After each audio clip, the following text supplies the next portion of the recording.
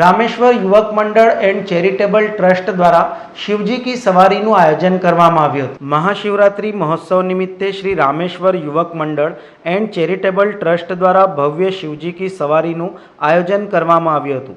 યાત્રાનો શુભારંભ કુણાલ 4 રસ્તાથી થયો હતો, જે સમતા 4 રસ્તા ઝાંસી કી રાની સર્કલ થઈ રામેશ્વર મંદિર પરિસર ખાતે યાત્રાનું સમાપન થયું હતું।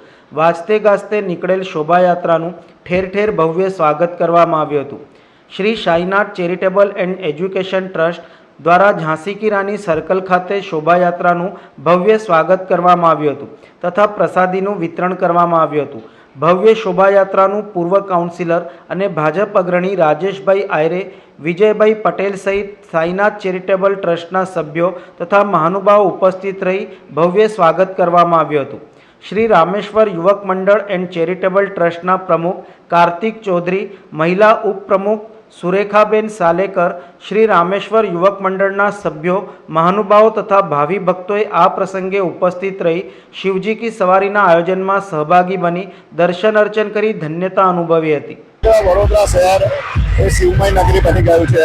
આજે પશ્ચિમ વિસ્તારમાં અમારા રામેશ્વર યુવક મંડળના કાર્તિકભાઈ, સમગ્ર આખું એ અમારા વડીલો મુકેશભાઈ, એવી રીતના યુવાનો સાથે સાથે સરકારી કર્મચારીઓ, જીપી હશે, પોલીસ હશે, વિસ્તારના સૌ નાગરિકો વતી આજે આ પશ્ચિમ વિસ્તારમાં તમે કુનાલ ચોકડીથી થઈને આજે રામેશ્વર સુધી ખૂબ ધૂમધામથી શિવજીની સવારી નીકળવામાં આવી।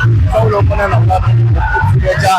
આ જ રીતે સમગ્ર વડોદરાને સમગ્ર દેશભરમાં જય ભૂલે આ નાના સાહેબની શિવરાત્રિને સૌ લોકોને શુભેચ્છા।